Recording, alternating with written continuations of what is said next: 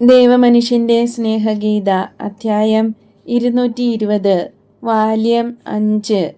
ഈശോ മഗ്ദലാദിൽ വച്ച് അജ്ഞാനികളുടെ ഒരു വിഗ്രഹം കത്തിച്ചു കളയുന്നു. ആഷ്കലോണും അവിടുത്തെ പച്ചക്കറിത്തോട്ടങ്ങളും ഇപ്പോൾ ഒരു ഓർമ്മ മാത്രമായി തീർന്നു. സുന്ദരമായ ഒരു പ്രഭാതത്തിൻ്റെ കുളിർമയിൽ ഈശോയും അപ്പോസ്തലന്മാരും കടൽ തീരത്ത് നിന്നും ഉൾനാട്ടിലേക്ക് നടക്കുന്നു. നല്ല ഫലഭൂയിഷ്ഠമായ സമതലത്തിലേക്ക് കടന്നു നിൽക്കുന്ന ഏതാനും കുന്നുകളെ ലക്ഷ്യമാക്കിയാണ് ഈ യാത്ര. നല്ല വിശ്രമവും ഭക്ഷണവും മറ്റും ലഭിച്ചതിനാൽ നല്ല സന്തോഷമാണ്. ഉത്സാഹത്തോടെ അനനീയ, അയാളുടെ അടിമകൾ, ആഷ്കലോൺ, ഡീനായ്ക്ക് പണം കൊടുക്കൽ, പട്ടണത്തിലേക്ക് ചെന്നപ്പോഴത്തെ ബഹളം, ഇങ്ങനെ പല കാര്യങ്ങളെക്കുറിച്ചും അവർ സംസാരിക്കുന്നുണ്ട്. ഫിലിസ്തീർ നിമിത്തം എനിക്ക് ബുദ്ധിമുട്ടുണ്ടാകണമായിരുന്നു. അതെൻ്റെ വിധിയാണ്. എന്തു പറഞ്ഞാലും സ്നേഹത്തിൻ്റെയും ദ്വേഷത്തിൻ്റെയും പ്രകടനം ഒന്നുപോലെ തന്നെ. ഫിലിസ്തീരുടെ ദ്വേഷം എന്തെന്ന് മനസ്സിലാക്കാതിരുന്ന എൻ്റെ ഹൃദയം അവരുടെ സ്നേഹത്താൽ മുറിവേറ്റിരിക്കുന്നു. അത്ഭുതം കണ്ടപ്പോൾ അവരുടെ ആഹ്ലാദ തിമിർപ്പ്. ഗുരു എവിടെയാണെന്ന് നമ്മളെക്കൊണ്ടും പറയിക്കാൻ നമ്മളെ തടഞ്ഞു വയ്ക്കാൻ പോലും തയ്യാറായിരുന്നു. എത്രയധികം ശബ്ദമുണ്ടാക്കി അല്ലേ ജോൺ? പട്ടണമാകെ തിളച്ചു മറിയുകയായിരുന്നു. ദേഷ്യം പിടിച്ചവർ യഹൂദരെ അടിക്കാനായി തിരയുകയായിരുന്നു. ഒരു ന്യായവും അവർ ശ്രദ്ധിച്ചില്ല. നന്മ ലഭിച്ചവർ ഒരു ദൈവം അതിലെ കടന്നുപോയി എന്ന് ലഹളക്കാരെ ബോധ്യപ്പെടുത്താൻ ആവുന്നത്ര ശ്രമിച്ചെങ്കിലും ഒരു ഗുണവും ഉണ്ടായില്ല. എന്തൊരു ബഹളമായിരുന്നു! കുറെ നാളത്തേക്ക് സംസാരത്തിന് വിഷയമായി. പ്രശ്നം ഇതാണ്, അവർ നാവുകൊണ്ടെന്നതിനേക്കാൾ കുറുവടിയെടുത്താണ് സംസാരിക്കുന്നത്. ആകട്ടെ, അത് അവരുടെ കാര്യം, ഇഷ്ടം പോലെ ചെയ്യട്ടെ, തോമസ് പറയുന്നു. എന്നാലും അവർ ചീത്ത ആളുകളല്ല, ജോൺ അഭിപ്രായപ്പെടുന്നു. അല്ല, ധാരാളം കാരണങ്ങളാൽ അവർ അന്ധരായിരിക്കുന്നത് കൊണ്ടാണിതെല്ലാം, തീഷ്ണൻ പറയുന്നു. കുറെ ദൂരം നടന്നിട്ടും ഈശോ ഒന്നും പറയുന്നില്ല. കുറെ കഴിഞ്ഞ് പറയുന്നു, ഇവിടെ നിന്ന് ഞാൻ കുന്നിൻ്റെ മുകളിലുള്ള ഗ്രാമത്തിലേക്ക് പോകുകയാണ്. നിങ്ങൾ ആഷ്ദോദിലേക്ക് ചെല്ലണം. എല്ലാം വളരെ സൂക്ഷിച്ച് ചെയ്യുക. ശാന്തതയും ക്ഷമയും കാരുണ്യവും ഉള്ളവരായിരിക്കൂ. അവർ നിങ്ങളെ പരിഹസിച്ച് ചിരിച്ചാൽ പോലും ഇന്നലെ മാത്യു ചെയ്തതുപോലെ സമാധാനത്തോടെ അത് സഹിക്കണം. ദൈവം നിങ്ങളെ സഹായിക്കും. സൂര്യാസ്തമനത്തിൽ ആഷദോദിനു സമീപയുള്ള കുളത്തിൻ്റെ കരയിലേക്ക് പോകണം. അവിടെ നമുക്ക് ഒരുമിച്ച് കൂടാം. എൻ്റെ കർത്താവേ, നീ ഒറ്റയ്ക്ക് പോകാൻ ഞാൻ സമ്മതിക്കുകയില്ല. ഈ ആളുകൾ വലിയ ക്രൂരന്മാരാണ്. അതിനാൽ ഒറ്റയ്ക്ക് പോകുന്നത് ശരിയായിരിക്കില്ല, കറിയോത്തുകാരൻ പറയുന്നു. എന്നെ വിചാരിച്ച് നീ പേടിക്കേണ്ട യൂദാസേ, പൊയ്ക്കൊള്ളൂ. നിന്റെ കാര്യത്തിൽ വിവേകം പാലിക്കൂ. ദൈവം നിന്നോടുകൂടെ. ദൈവത്തിൻ്റെ സമാധാനവും നിന്നോടുകൂടെ ഉണ്ടായിരിക്കട്ടെ. അപ്പോസ്തലന്മാർ 12 പേരും പോകുന്നു. വലിയ ഉത്സാഹമൊന്നുമില്ല. അവർ പോകുന്നത് സ്വല്പം സമയം നോക്കി നിന്ന ശേഷം ഈശോ തണലും കുളിർമയുമുള്ള വഴിയിലൂടെ കുന്നു കയറുന്നു. ഒലീവ്, വാൾനട്ട്, അത്തി മുതലായ ഫലവൃക്ഷങ്ങളും ധാരാളം മുന്തിരിത്തോട്ടങ്ങളും പുഷ്ടിയോടെ എല്ലായിടത്തും വളരുന്നു. സമതലങ്ങളിൽ ധാന്യകൃഷികൾ, മലഞ്ചെരുവുകളിലെ പുൽമേടുകളിൽ വെള്ള രോമമുള്ള ആടുകൾ മേയുന്നുണ്ട്. ഗ്രാമത്തിലെ ആദ്യ വീടുകൾക്ക് സമീപെ ഈശോ എത്തി. വീട്ടിൽ കയറുന്നതിന് മുമ്പേ വിചിത്രമായ ഒരു ഘോഷയാത്ര കാണുന്നു. സ്ത്രീകൾ കൂക്കി വിളിക്കുന്നു, പുരുഷന്മാർ വിലാപസ്വരത്തിൽ കൂവുന്നു, ഒരുതരം നൃത്തവും ചെയ്യുന്നു. കണ്ണു മൂടിക്കെട്ടിയ ഒരു മുട്ടാടിൻ്റെ ചുറ്റുമാണ് നൃത്തം. ഇടയ്ക്കിടയ്ക്ക് ആടിനെ അടിക്കുന്നുണ്ട്. ആടിൻ്റെ മുട്ടുകൾ പൊട്ടി രക്തം ഒലിക്കുകയാണ്. വഴിയിലുള്ള കല്ലുകളിൽ തട്ടി അത് പല പ്രാവശ്യം വീഴുന്നുണ്ട്. മറ്റൊരു സംഘം ആളുകൾ കൂവിക്കൊണ്ട് വളരെ വിരൂപമായി കൊത്തിയെടുത്തിട്ടുള്ള ഒരു പ്രതിമയുടെ ചുറ്റുമായി നീങ്ങുന്നു. അതിനെ വണങ്ങുന്നതിന് പാത്രങ്ങളിൽ തീക്കനൽ വച്ച് അതിൽ എന്തോ സാധനവും ഉപ്പുമിട്ട് തീ കെടാതെ സൂക്ഷിക്കുന്നു. ടർപ്പൻ്റെയിൻ പോലുള്ള ഗന്ധവും പൊട്ടുന്ന സ്വരവുമുണ്ട്. വേറൊരു സംഘം ആളുകൾ ഒരു മന്ത്രവാദിയുടെ ചുറ്റുമുണ്ട്. ഇപ്രകാരമെല്ലാം അട്ടഹസിച്ച് പറഞ്ഞുകൊണ്ട് അവരെല്ലാം അയാളെ താണു വണങ്ങുന്നു. നിന്റെ ശക്തി കൊണ്ട് പുരുഷന്മാർ, നിനക്ക് മാത്രമേ കഴിയൂ സ്ത്രീകൾ. ദേവനെ പ്രാർത്ഥിക്കൂ പുരുഷന്മാർ. കൂടോത്രം മാറ്റുക സ്ത്രീകൾ. മാത്രിക്കോസിനോട് കൽപ്പിക്കൂ, സ്ത്രീയെ രക്ഷിക്കൂ. അനന്തരം എല്ലാവരും കൂടെ പൈശാചികമായ രീതിയിൽ കൂവി പറയുന്നു, മന്ത്രം ചെയ്തവളെ കൊന്നുകളയണം. വീണ്ടും ആവർത്തിച്ച് പറയുന്നു, നിന്റെ ശക്തിയാൽ നിനക്ക് മാത്രമേ കഴിയൂ. ദേവനോട് കൽപ്പിക്കൂ, ഞങ്ങളൊന്ന് കാണട്ടെ. മുട്ടാടിനോട് കൽപ്പിക്കുക, മന്ത്രവാദിനിയെ കാണിച്ചു തരാൻ. വീണ്ടും പൈശാചിക രീതിയിൽ. ഫാറായുടെ വീടിനോട് വെറുത്ത ആൾ ആര്? ഒടുവിലത്തെ സംഘത്തിൽപ്പെട്ട് ഏറ്റവും പിന്നിലായിരുന്ന ഒരു മനുഷ്യനെ വിളിച്ച് ഈശോ ചോദിക്കുന്നു, എന്താണിത്? ഞാൻ ഒരു പരദേശിയാണ്. ഘോഷയാത്ര സ്വല്പസമയത്തേക്ക് നിന്നു. ആടിനെ അടിക്കാനും താലങ്ങളിലെ തീയ് ഒന്ന് ശരിയാക്കാനുമായി ആ മനുഷ്യൻ വിവരിച്ച് പറയുന്നു. മഗ്ദലാദിലെ തലവനായ ഫാറായുടെ ഭാര്യ പ്രസവത്തിൽ മരിക്കാൻ പോകുകയാണ്. അവളോട് വിരോധമുള്ള ആരോ മന്ത്രം ചെയ്തിരിക്കുന്നു. ഗർഭപാത്രം വളരെ വലുതായിട്ട് കുഞ്ഞിനെ പ്രസവിക്കാൻ കഴിയുന്നില്ല. അവൾക്കെതിരെ മന്ത്രം ചെയ്ത സ്ത്രീയെ ഞങ്ങൾ തേടുകയാണ്. അവളെ കൊല്ലും. അങ്ങനെ മാത്രമേ ഫാറായുടെ ഭാര്യയെ രക്ഷിക്കാൻ കഴിയൂ. ഇത് ചെയ്ത മന്ത്രവാദിനിയെ കണ്ടുപിടിച്ച് കൊല്ലാൻ കഴിഞ്ഞില്ലെങ്കിൽ മുട്ടാടിനെ ഞങ്ങൾ ബലി കഴിക്കും. മാത്രിക്കോസ് ദേവത കനിഞ്ഞ് ഫാറായുടെ ഭാര്യയെ രക്ഷിക്കും. നിർത്തൂ, ആ സ്ത്രീയെ സുഖപ്പെടുത്തി അവളുടെ മകനെ രക്ഷിക്കാൻ എനിക്ക് കഴിയും. പുരോഹിതനോട് പറയൂ. ഈശോ സംസാരിച്ച മനുഷ്യനോടും ഈശോയുടെ അടുത്തേക്ക് വന്ന വേറെ 2 മനുഷ്യരോടും പറയുന്നു, നീ ഒരു വൈദ്യനാണോ? വൈദ്യനേക്കാൾ കൂടിയ ആളാണ്. ആ 3 ആളുകളും ആൾക്കൂട്ടത്തിനിടയിൽ കൂടി തള്ളിക്കയറി വിഗ്രഹാരാധകനായ പുരോഹിതന്റെ പക്കൽ വിവരം അറിയിക്കുന്നു. വാർത്ത എല്ലാവരിലും എത്തി. നീങ്ങിത്തുടങ്ങിയിരുന്ന ഘോഷയാത്ര നിശ്ചലമായി. നാനാവർണ്ണങ്ങളിലുള്ള പഴയ തുണികൾ അണിഞ്ഞ് ശ്രദ്ധേയനായിരിക്കുന്ന പുരോഹിതൻ തല കൊണ്ട് ആംഗ്യം കാട്ടി ഈശോയെ വിളിച്ചുകൊണ്ട് ആജ്ഞാപിക്കുന്നു, യുവാവേ, ഇവിടെ വരൂ. ഈശോ അടുത്ത് ചെന്നപ്പോൾ പറയുന്നു, നീ പറയുന്നത് സത്യമാണോ? നീ പറയുന്നത് സംഭവിച്ചില്ലെങ്കിൽ മന്ത്രവാദിനിയുടെ അരൂപി പ്രവേശിച്ചിരിക്കുന്നു എന്ന് ഞങ്ങൾ കരുതും. അവൾക്ക് പകരം നിന്നെ ഞങ്ങൾ കൊല്ലുകയും ചെയ്യും. ഞാൻ പറയുന്നത് സത്യമാണ്. ഉടനെ തന്നെ ആ സ്ത്രീയുടെ പക്കലേക്ക് എന്നെ കൊണ്ടുപോകൂ. അതിനിടയ്ക്ക് മുട്ടാടിനെ എനിക്ക് തന്നേക്കൂ. എനിക്ക് അതിനെ ആവശ്യമുണ്ട്. അതിൻ്റെ കണ്ണ് മൂടിക്കെട്ടിയിരിക്കുന്ന കെട്ട് അഴിച്ച് ഇങ്ങ് കൊണ്ടുവരൂ. അവർ അങ്ങനെ ചെയ്യുന്നു. രക്തമൊലിച്ച് വേച്ചു വന്ന ആടിനെ ഈശോ സ്നേഹത്തോടെ തലോടുന്നു. നല്ല പുഷ്ടിയുള്ള കറുത്ത രോമം.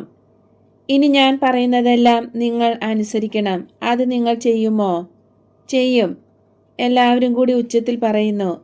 നമുക്ക് പോകാം. ഇനി കൂവരുത്. തീ കത്തിക്കുകയും വേണ്ട. അവർ ഗ്രാമത്തിൽ പ്രവേശിച്ച് ഒരു ഫലവൃക്ഷത്തോട്ടത്തിന്റെ മധ്യത്തിൽ സ്ഥിതി ചെയ്യുന്ന വീട്ടിലേക്ക് പോകുന്നു. മലർക്കെ തുറന്നിട്ടിരിക്കുന്ന വാതിലുകളിലൂടെ കരച്ചിലും പ്രലാപനവും കേൾക്കാം. എല്ലാറ്റിലും തെളിവായി പ്രസവവേദന സഹിക്കാനും പ്രസവിക്കാനും കഴിയാതെ വലിയ സ്വരത്തിൽ നിലവിളിക്കുന്ന സ്ത്രീയുടെ ദയനീയ സ്വരവും കേൾക്കാം. അവർ ഓടിച്ചെന്ന് ഫാറായോട് വിവരം പറയുന്നു. അയാൾ വിളറി വെളുത്ത് വേദന നിറഞ്ഞ മുഖത്തോടെ വരുന്നു. കൂടെ കരയുന്ന 2 സ്ത്രീകളും നിർഗുണരായ ഏറെ മന്ത്രവാദികളും ഉണ്ട്. കുന്തിരിക്കവും ചില ഇലകളും പുകയ്ക്കുന്ന താലങ്ങൾ മന്ത്രവാദികളുടെ കയ്യിലുണ്ട്. എൻ്റെ ഭാര്യയെ രക്ഷിക്കണമേ, എൻ്റെ മകളെ രക്ഷിക്കണമേ, അവളെ രക്ഷിക്കൂ, അവളെ രക്ഷിക്കൂ. ആ മനുഷ്യനും വൃത്തിയായ ഒരു സ്ത്രീയും ജനക്കൂട്ടവുമാണ് ഇത് പറയുന്നത്. ഞാൻ അവളെയും അവളുടെ മകനെയും രക്ഷിക്കും. കുഞ്ഞ് നല്ല ആരോഗ്യമുള്ള ആൺകുട്ടിയാണ്. അവൻ്റെ കണ്ണ് വിളഞ്ഞ ഒലിവുകായുടെ നിറത്തിലാണ്. നല്ല കറുത്ത മുടി, ഈ ആടിൻ്റെ രോമത്തിൻ്റെ നിറം. നീ എങ്ങനെ അതറിഞ്ഞു? എന്ത്? ഗർഭപാത്രത്തിനുള്ളിലേക്ക് നിനക്ക് കാണാമോ? എല്ലാം ഞാൻ കാണുന്നു. എല്ലാറ്റിൻ്റെയും അകവും അറിയുന്നു. എനിക്ക് എല്ലാം അറിയാം. എനിക്ക് എല്ലാം ചെയ്യാം. ഞാൻ ദൈവമാണ്. ഇത് പറഞ്ഞപ്പോൾ നിമിഷത്തിനകം എല്ലാവരും മരിച്ചതുപോലെ നിലത്തു വീണു. ഇടിവെട്ടിയാൽ എന്നതിനേക്കാൾ ആഘാതമേറ്റു. എഴുന്നേൽക്കൂ, ശ്രദ്ധിച്ചു കേൾക്കണം. ഞാൻ ശക്തനായ ദൈവമാണ്. എൻ്റെ അടുത്ത് വേറെ ദേവന്മാർ ഒന്നും ഉണ്ടാകുകയില്ല. തീ കൂട്ടി ആ വിഗ്രഹം അതിലിട്ട് ദഹിപ്പിക്കൂ. ജനം പ്രതിഷേധിക്കുന്നു. അവരുടെ ദേവിയെ തീയിലിട്ട് ദഹിപ്പിക്കാൻ പറയുന്നു. ദൈവത്തെ അവർക്കും സംശയം. പുരോഹിതന്മാർക്ക് വലിയ വിരോധം. എന്നാൽ സ്ത്രീയുടെ ജീവൻ രക്ഷിക്കാൻ ആഗ്രഹിക്കുന്ന ഫാറായും അയാളുടെ അമ്മായിയമ്മയും ജനത്തെ എതിർക്കുന്നു. അയാൾ ആ നാട്ടിലെ പ്രമാണിയായതുകൊണ്ട് ജനം വിധേയത്വം കാണിക്കുകയാണ്. എങ്കിലും ആ മനുഷ്യൻ ഈശോയോട് ചോദിക്കുകയാണ്, നീ ഒരു ദേവനാണെന്ന് ഞാൻ എങ്ങനെ വിശ്വസിക്കും? എനിക്കൊരു അടയാളം കാണിച്ചു തരിക. അപ്പോൾ ഞാൻ അവരോട് പറഞ്ഞ് നീ ആവശ്യപ്പെടുന്നതെല്ലാം ചെയ്യിക്കാം. നോക്കൂ, ഈ മുട്ടാടിൻ്റെ മുറിവുകൾ നീ കാണുന്നില്ലേ? അവ കീറി തുറന്നിരിക്കുന്നു അല്ലേ? രക്തമൊഴുകുന്നുമുണ്ട് ഇല്ലേ? ആ മൃഗം ചത്തതുപോലെയായിരുന്നു. കൊള്ളാം, ഇത് ഞാൻ ആഗ്രഹിക്കുന്നില്ല. ഇനി നോക്കൂ. ആ മനുഷ്യൻ നോക്കി വിളിച്ചു പറയുന്നു, മുറിവുകളൊന്നും ഇപ്പോഴില്ല. അയാൾ നിലത്ത് വീണ് കേണപേക്ഷിക്കുന്നു, എൻ്റെ ഭാര്യ, എൻ്റെ ഭാര്യ. എന്നാൽ പ്രദക്ഷിണം നയിച്ച പുരോഹിതൻ ഫാറായെ ഭീഷണിപ്പെടുത്തി പറയുന്നു, ഫാറ സൂക്ഷിക്കണം, ഇയാൾ ആരാണെന്ന് നമുക്ക് അറിഞ്ഞുകൂടാ. ദേവന്മാരുടെ പകവീട്ടിൽ ഉണ്ടാകും. നീ ഭയപ്പെടണം. ആ മനുഷ്യന് 2 ഭയമുണ്ട് ഇപ്പോൾ, ദേവന്മാരെയും ഭാര്യയുടെ മരണത്തെയും. അയാൾ ചോദിക്കുന്നു, നീ ആരാണ്? ആയിരിക്കുന്നവൻ ആരോ അവനാണ് ഞാൻ. സ്വർഗത്തിലും ഭൂമിയിലുമായിരിക്കുന്നവനാണ് ഞാൻ. എല്ലാ ശക്തികളും എനിക്ക് അധീനമാണ്. എല്ലാ ചിന്തകളും ഞാൻ അറിയുന്നുണ്ട്. സ്വർഗവാസികൾ എന്നെ ആരാധിക്കുന്നുണ്ട്. നരകവാസികൾ എന്നെ ഭയപ്പെടുന്നു. എന്നിൽ വിശ്വസിക്കുന്നവർ അനേകം അത്ഭുതങ്ങൾ ചെയ്യപ്പെടുന്നത് കാണാൻ ഇടയാകും. ഞാൻ വിശ്വസിക്കുന്നു, ഞാൻ വിശ്വസിക്കുന്നു. നിന്റെ പേര്? ഈശോ, ക്രിസ്തു, അവതരിച്ച കർത്താവ്. ആ വിഗ്രഹം കത്തിച്ചു കളയോ. എൻ്റെ അരികിൽ ദേവന്മാരുടെ സാന്നിധ്യം ഞാൻ സഹിക്കുകയില്ല. താലങ്ങളിലെ തീയ് കെടുത്തുക. എൻ്റെ അഗ്നി മാത്രമാണ് ശക്തിയുള്ളതും മനസ്സിലാക്കുന്നതും. അനുസരിക്കൂ. ഇല്ലെങ്കിൽ ആ വ്യർത്ഥ വിഗ്രഹത്തെ ഞാൻ തന്നെ കത്തിക്കും. ആരെയും രക്ഷിക്കാതെ ഞാൻ കടന്നു പോകുകയും ചെയ്യും. വെള്ള അങ്കിയും നീല നിറമുള്ള പുറങ്കുപ്പായവും ധരിച്ച് ആജ്ഞാരൂപത്തിൽ കൈകൾ ഉയർത്തി പ്രകാശമുള്ള മുഖത്തോടെ നിൽക്കുന്ന ഈശോ പേടി ഉളവാക്കുന്നു. അവർക്കെല്ലാം പേടിയായി. ആരും ഒന്നും പറയുന്നില്ല. ആ നിശബ്ദതയിൽ സ്ത്രീയുടെ കരച്ചിൽ ഹൃദയം ഭേദിക്കുമാർ തെളിവായി കേൾക്കുന്നു. എന്നിട്ടും അനുസരിക്കാൻ അവർ തയ്യാറാകുന്നില്ല. ഈശോയുടെ മുഖം മാനുഷിക കണ്ണുകൾക്ക് കൂടുതൽ കൂടുതൽ ഭയമുളവാക്കുന്നു. പദാർത്ഥങ്ങളെയും ആത്മാക്കളെയും ദഹിപ്പിക്കുന്ന അഗ്നി തന്നെയാണത്. ചെമ്പു പാത്രങ്ങളിലാണ് ആദ്യം അത് അനുഭവപ്പെട്ടത്. അവയുടെ ചൂട് വർദ്ധിച്ചതിനാൽ പിടിക്കാൻ കഴിയാതെ അത് വഹിച്ചിരുന്നവർ അവ ദൂരെ എറിഞ്ഞു. വിഗ്രഹത്തെ മഞ്ചത്തിൽ വച്ച് തോളിൽ വച്ചിരിക്കുന്നവർക്ക് മഞ്ചത്തിൻ്റെ താങ്ങുകൾ അഗ്നിയായി അനുഭവപ്പെട്ടതിനാൽ മഞ്ചം അവർ നിലത്തു വച്ചു. ഉടൻ തന്നെ വിഗ്രഹത്തിന് തീ പിടിച്ചു. ജനം ഭയപ്പെട്ട് നാനാ വഴിക്ക് വിരണ്ടോടി. ഈശോ ഫാറായുടെ നേർക്ക് തിരിഞ്ഞു ചോദിച്ചു, എൻ്റെ ശക്തിയിൽ നിനക്കും ശരിക്കും വിശ്വസിക്കാൻ കഴിയുമോ? ഞാൻ ശരിക്കും വിശ്വസിക്കുന്നു. നീ ദൈവമാണ്. നീ ദൈവമായ ഈശോയാണ്. അല്ല, ഞാൻ ദൈവത്തിൻ്റെ വചനമാണ്. ഇസ്രായേലിൻ്റെ യഹോവയായ പിതാവിൻ്റെ വചനം. ഞാൻ മാംസവും രക്തവും ആത്മാവും ദൈവത്വവും ധരിച്ച് മനുഷ്യരെ രക്ഷിക്കാൻ വന്നിരിക്കുന്നു. അത്യുന്നത സ്വർഗത്തിലായിരിക്കുന്ന ഏകവും ത്രിത്വവുമായ സത്യദൈവത്തിൽ വിശ്വസിക്കാൻ മനുഷ്യരെ പഠിപ്പിക്കാനായിട്ടാണ് ഞാൻ വന്നത്.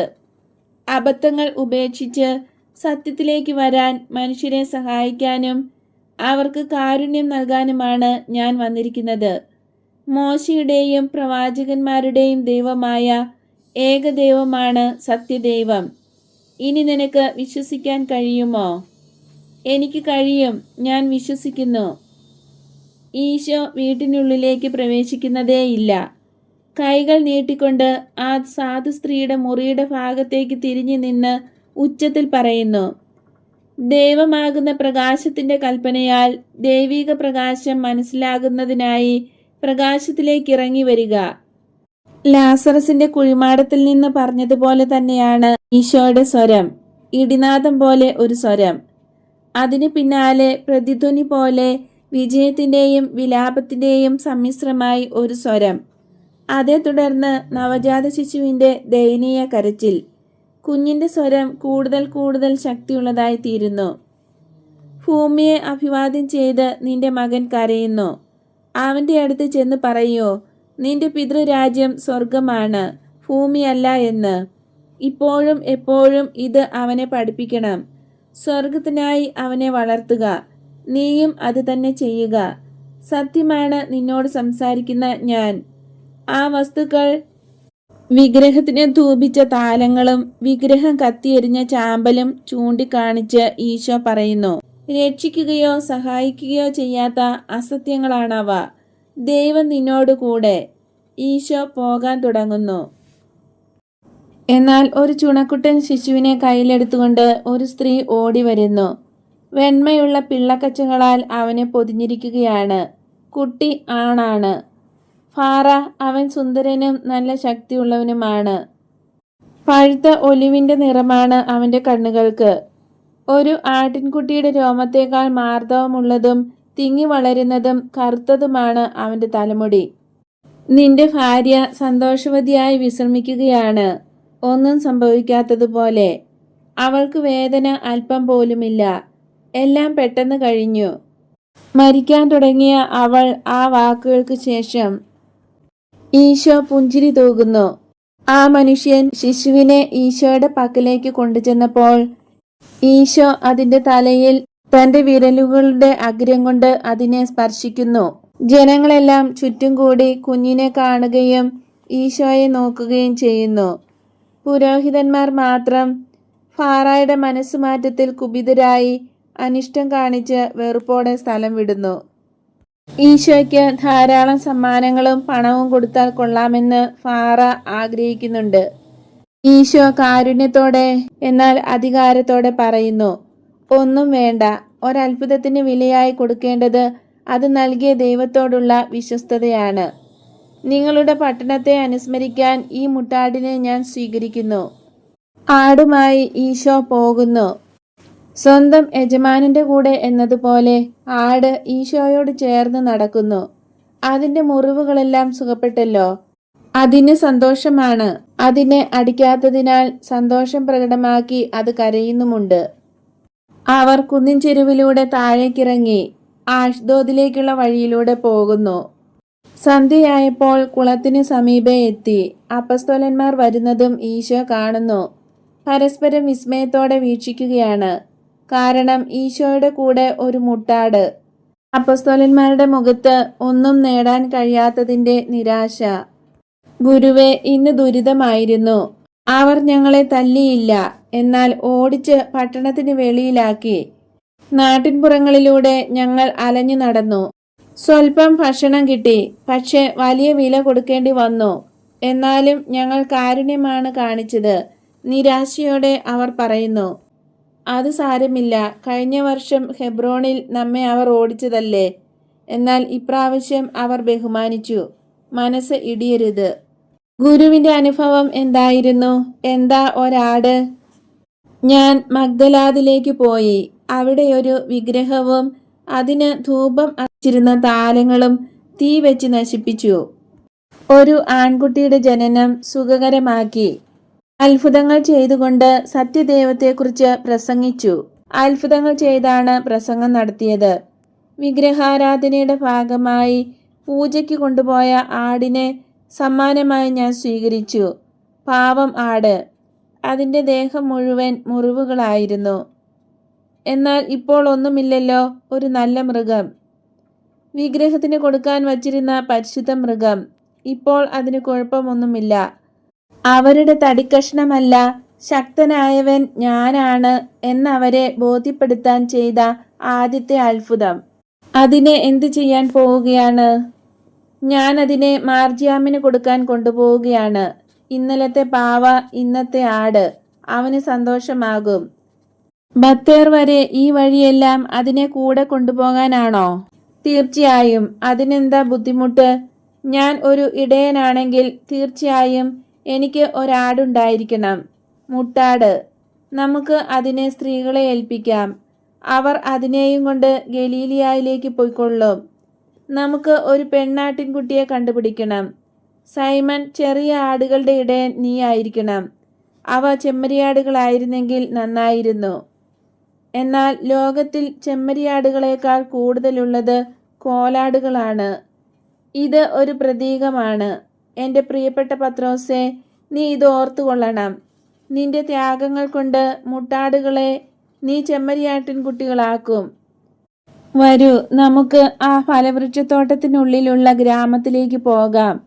ഒന്നുകിൽ ആ വീടുകളിൽ രാത്രി താമസിക്കാം, അല്ലെങ്കിൽ വയലുകളിൽ കൊയ്ത് കെട്ടിവച്ചിരിക്കുന്ന കറ്റയുടെ പുറത്ത് കിടന്നുറങ്ങാം. രാവിലെ ജബനീർ ലക്ഷ്യമാക്കി പുറപ്പെടാം. അപ്പസ്തോലന്മാർക്ക് വിസ്മയം, ദുഃഖം, നിരാശ, അത്ഭുതങ്ങൾ കേട്ടതിന്റെ വിസ്മയം. ഈശോയ്ക്ക് എല്ലാം ചെയ്യാൻ കഴിയും, തങ്ങൾക്ക് ഒന്നും ചെയ്യാൻ കഴിയില്ലല്ലോ എന്ന നിരാശ. എന്നാൽ അവന് നല്ല സന്തോഷം. അവരെ ബോധ്യപ്പെടുത്തുന്നതിലും അവൻ വിജയിച്ചു. ഉപകാരമില്ലാത്തതായി ഒന്നുമില്ല. പരാജയം പോലും ഉപകാരമുള്ളതാണ്. കാരണം അത് നിങ്ങളെ എളിമയുള്ളവരാക്കുന്നു. നേരെ മറിച്ച് പ്രസംഗം നിങ്ങളെ പ്രസിദ്ധരാക്കുന്നു. എൻ്റെ പേര് മുഴങ്ങും, ഹൃദയങ്ങളിൽ ഒരോർമ്മയായി നിലകൊള്ളും. ഈശോ സന്തോഷം കൊണ്ട് നിറഞ്ഞവനാണ്. അവരെ പറഞ്ഞു ബോധ്യപ്പെടുത്താൻ നല്ല കഴിവും. അതിനാൽ അവരും സന്തോഷചിത്തരായി കഴിഞ്ഞിരിക്കുന്നു.